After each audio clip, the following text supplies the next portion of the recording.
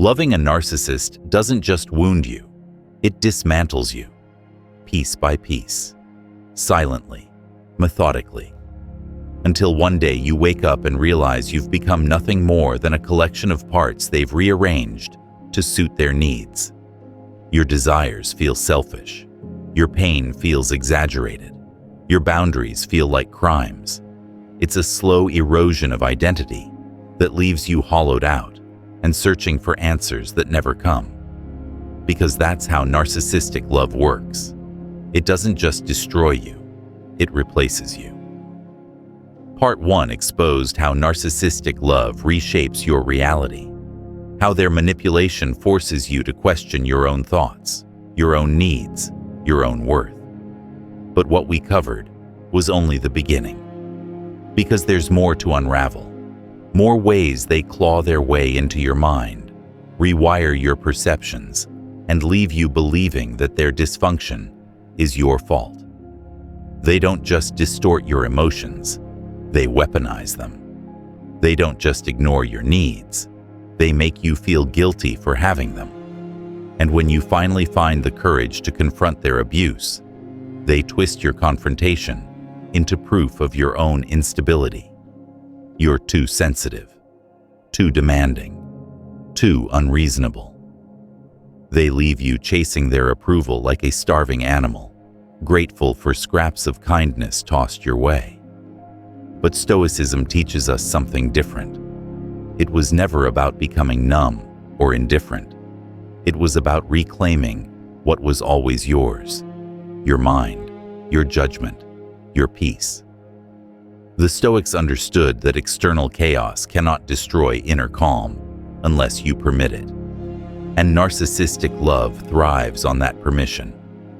They convince you to hand over your power willingly, disguising their control as love and their manipulation as care. They leave you believing that sacrificing yourself is the price of their affection. But it's a lie. It's always been a lie. What you're about to hear isn't sugar-coated advice. It's a dissection of how their manipulation works and how to rip it out by the roots. Because the truth is, they never had the right to your thoughts. They never had the right to your peace. They never had the right to shape your identity to fit their distorted view of the world. And they never will. This is part 2. 4 more brutal truths about narcissistic love and how to reclaim your mind from its grasp. If you're ready to keep unraveling their illusions and reclaim your sense of self, like, share, and subscribe to Victory Stoic. Drop your war cry in the comments. I see through the illusion now. This is where the real fight begins, and it's about to cut even deeper. Number 5. They are always the victim, because you loved them more than they could ever love you. No matter what happens, they're the one who's hurt. You raise your voice once, and they say you're aggressive. You withdraw after being ignored, and suddenly, you're the one who's cold.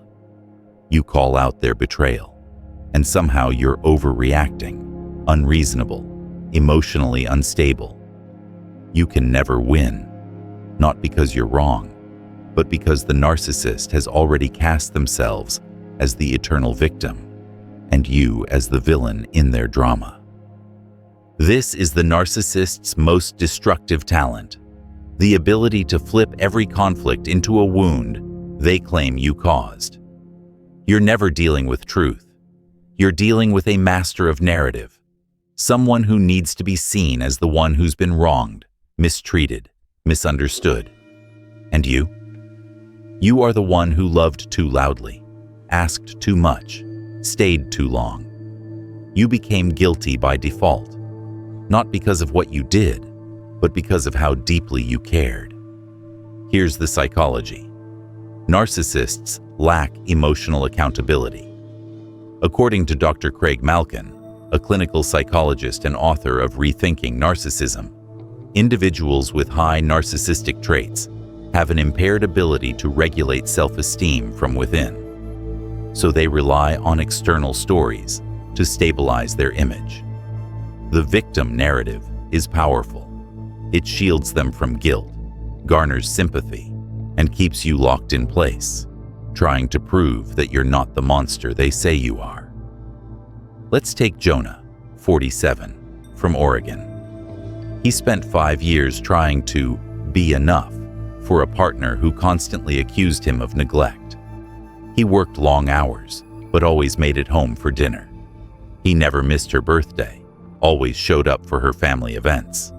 But every disagreement ended the same way: her crying, him apologizing. Not because he thought he was wrong, but because if he didn't say sorry, the emotional punishment would last for days. Silent treatment, cold shoulders, emotional distance. He realized, too late, that he was apologizing for her behavior, just to stop the spiral.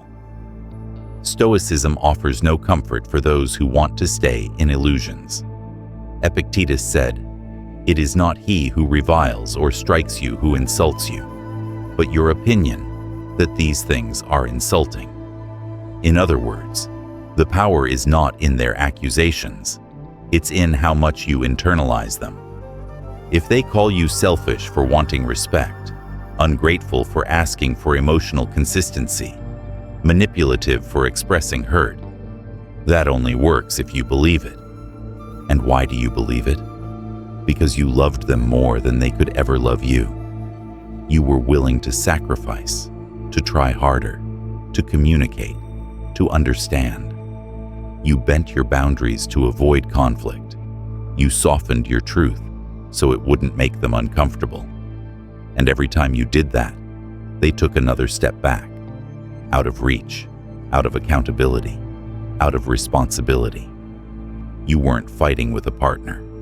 You were negotiating with a ghost. Here's a brutal truth. The person who needs to be the victim will always make you the villain. Even when you're bleeding, they'll point to the knife and say you were holding it. They'll say you were too intense, too jealous, too suspicious, without ever admitting that their behavior gave you every reason to feel that way.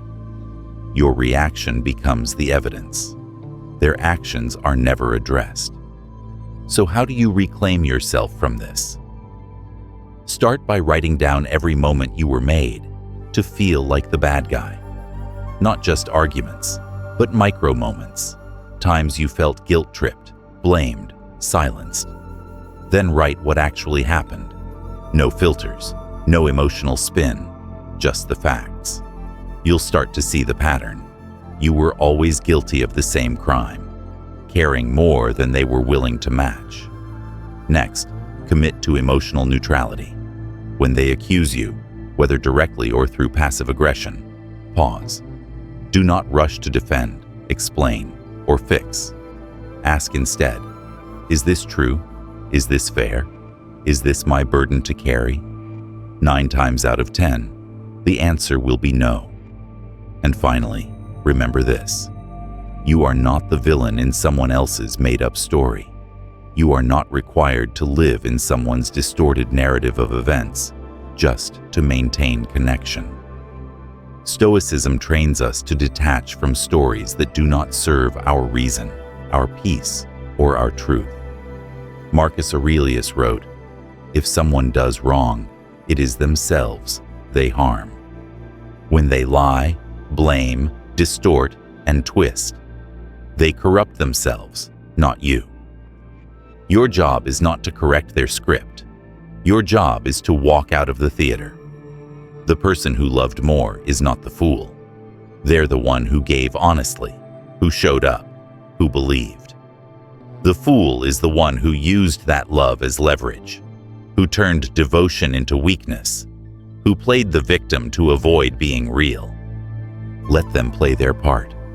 Just don't play yours anymore. Number 6, you don't need their apology. You need to forgive yourself. You've waited for closure, for clarity, for them to finally admit what they did, to say, "I'm sorry I hurt you. I took advantage of your kindness. You didn't deserve that." You think if they could just acknowledge the truth, you'd be able to breathe again.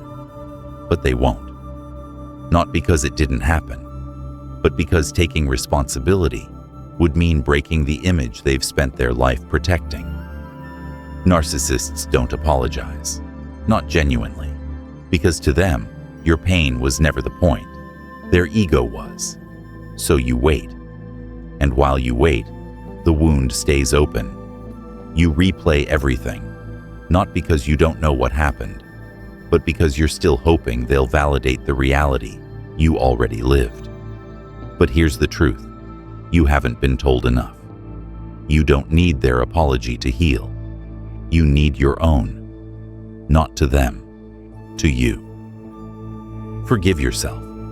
Not because you were wrong to love, but because you abandoned yourself for too long in the name of love.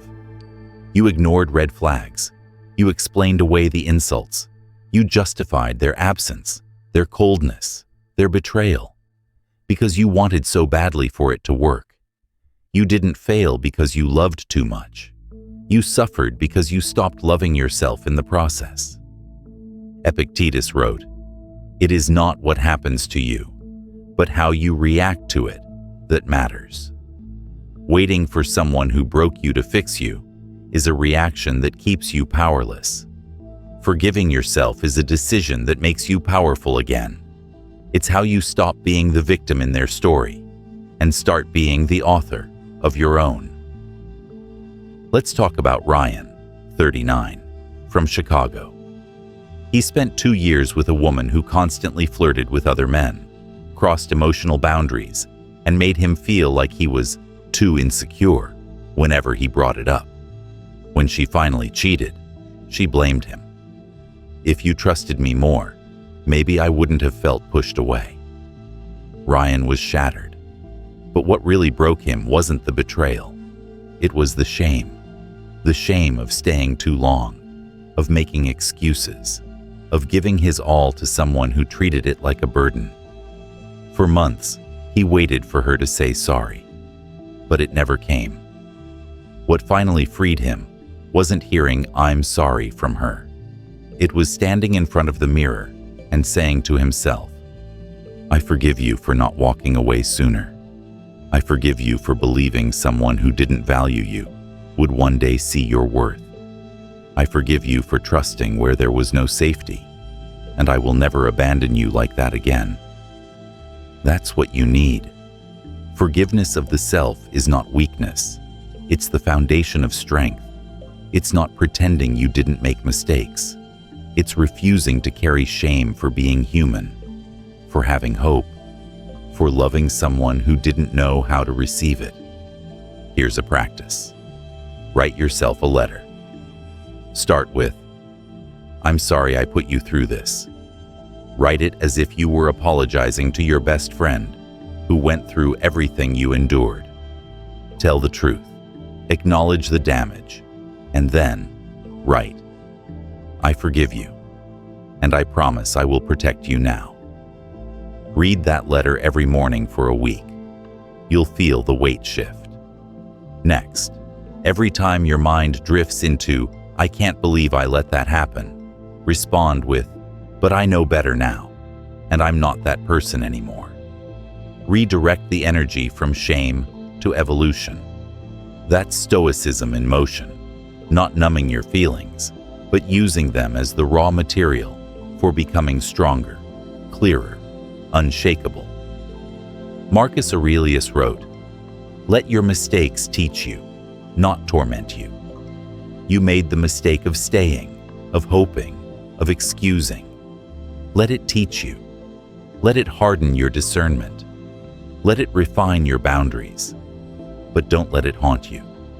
You are not defined by the person you chose when you didn't know better. You're defined by who you choose to be now that you do. You don't need them to come back and right the wrongs.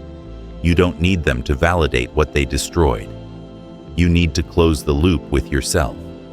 To say, "I see now, and I choose me this time." You can't rewrite the past, but you can release it. Not by erasing what happened, but by forgiving the version of you that didn't yet know how to leave. That's how healing begins. Not when they say sorry, but when you stop waiting to hear it. Number 7. The person you were is gone, but who you can become is still waiting for you. You've changed. Let's not pretend otherwise. The version of you that laughed without second-guessing, that spoke without fear of being twisted, that loved without walking on glass, that person is no longer here. You were dismantled piece by piece, not in one dramatic moment, but over time, slowly, quietly, systematically. The you that existed before them was eroded by self-doubt, emotional exhaustion, and a constant need to survive love that didn't feel safe. You mourn that version of yourself, and you should. It's grief, it's loss. But here's what Stoicism teaches that sentimentality doesn't. You're not here to get the old you back.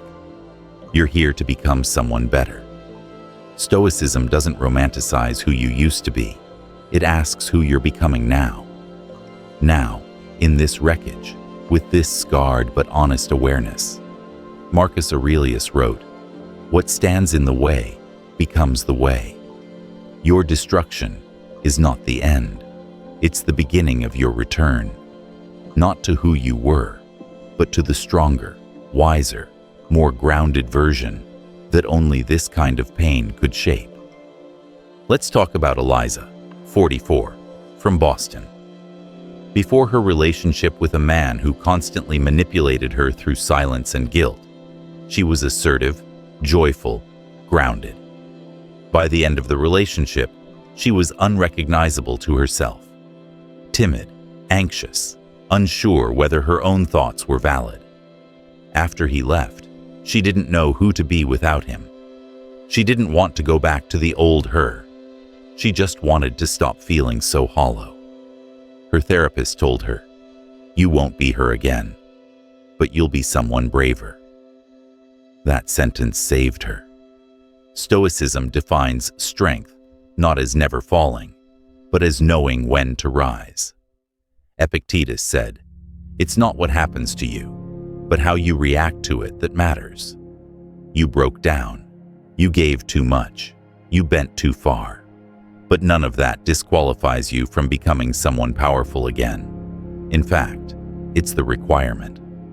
Rebirth doesn't happen with motivation. It happens with discipline. And that discipline starts small. You reclaim yourself by doing things the broken version of you thought were pointless.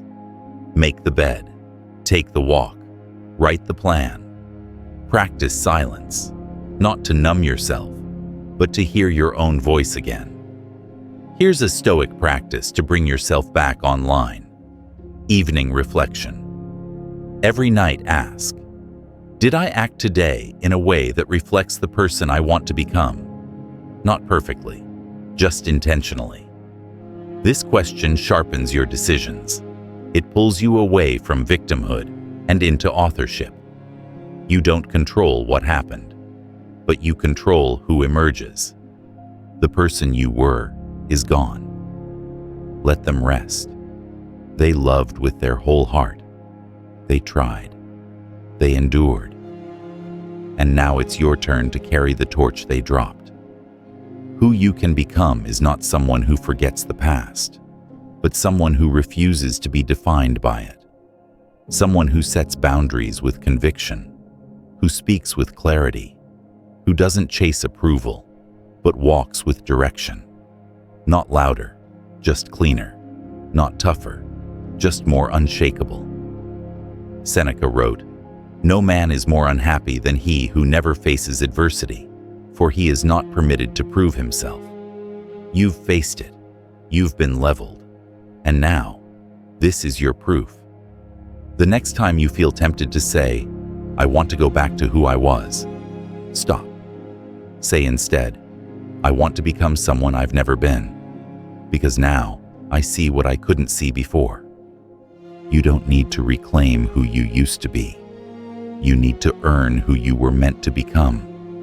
That person, The version forged through fire, not untouched by it, is waiting for you, not with judgment, with patience.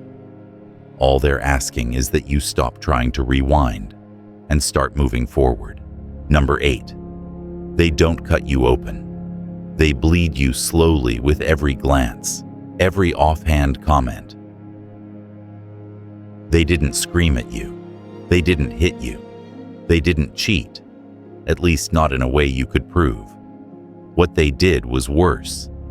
They drained you in silence, under the mask of normalcy, with every passive-aggressive remark, with every cold glance across the room, with every "I didn't mean it like that" when you told them something hurt. They made you feel like the crazy one, like the fragile one, like you were the problem, for simply feeling pain. And over time, you started to believe them. You began to apologize for having emotions. You began to doubt your right to speak. You found yourself more afraid of making them uncomfortable than you were of losing yourself completely. And that's exactly what happened. You didn't explode. You dissolved. Quietly. Day by day. The worst part? You tied your identity to their approval. When they smiled at you, you felt whole. When they pulled away, you felt invisible. If they accepted you, you were someone. If they didn't, you were nothing. You built your sense of worth around their shifting moods, and that's why it hurt so much when they didn't validate you. Because in your mind, they weren't just a person. They were the judge of whether you mattered. That is emotional slavery. And Stoicism doesn't tolerate slavery of the mind.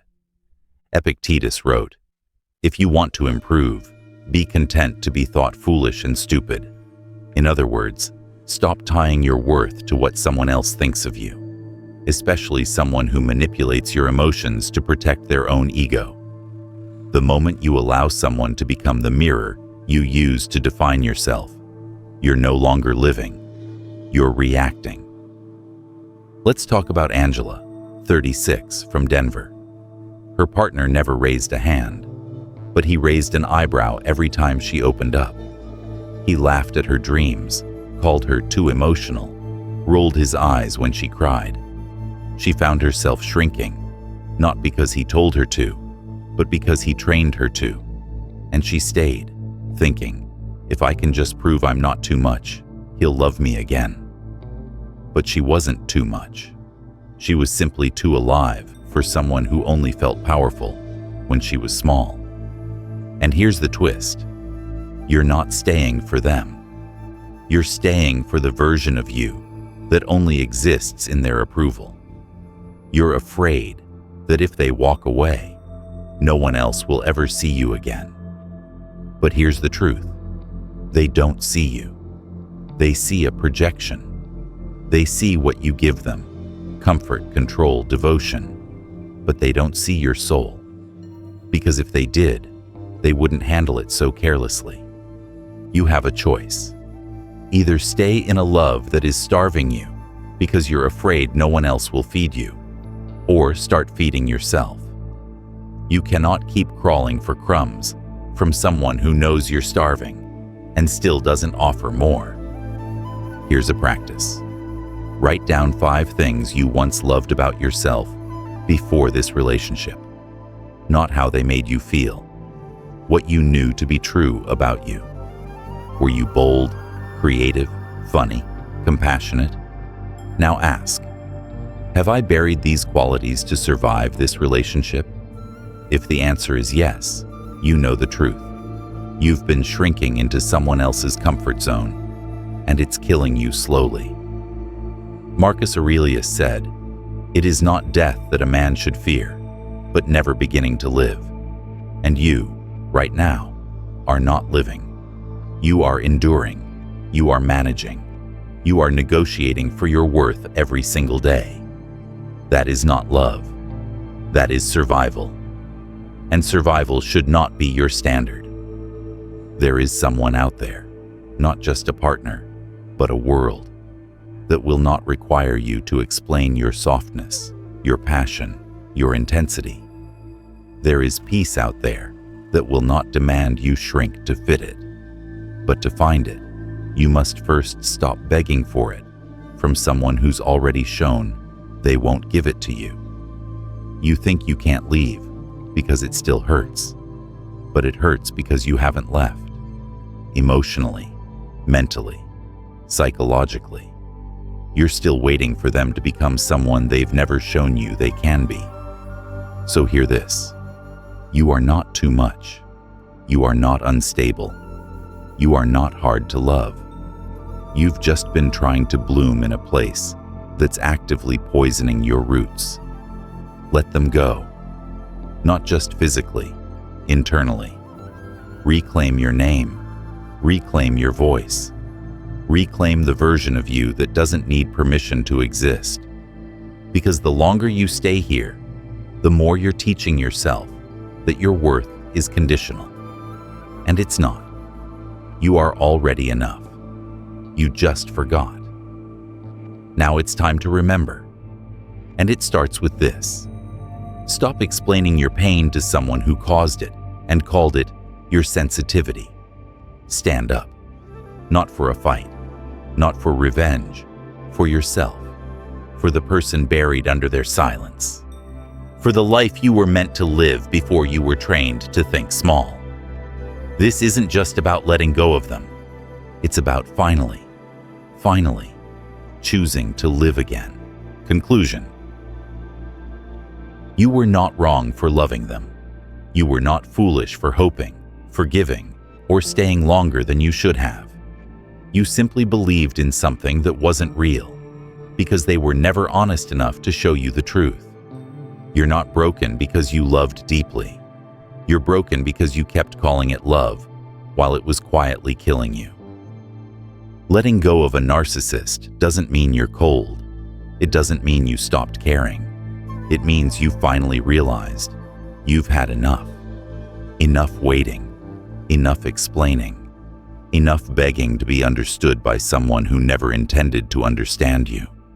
Enough shrinking to protect their ego while yours bled in silence. Stoicism doesn't promise a life without pain. It promises that pain will be worth something, that it will make you sharper, deeper, more self-possessed. Stoicism teaches you not how to avoid heartbreak, but how to survive it and stand from it changed. Not bitter, not numb, but unshakable. You gave your heart, and it shattered. Now it's time to give that same heart to someone else. Yourself. You've proven your ability to love without limits. The next lesson is to protect yourself without apology. That's not weakness. That's the beginning of strength. And if you're still here, still listening to these words, it means there's a part of you that still wants to heal, that still wants to fight for your future, that still believes you are worth something more. That voice is not small. It's your signal. It means you're ready to pull the knife from your chest and walk away, finally, on your own feet. This is Victory Stoic. If this spoke to your story, if it cracked something open, then like this video, share it with someone else who needs it, and subscribe to the channel. In the comments, I want to hear either your story or your command. Say it like you mean it. Something like, I am done calling this love, or I choose myself now, fully. Thank you for listening. Thank you for surviving. Now let's rise.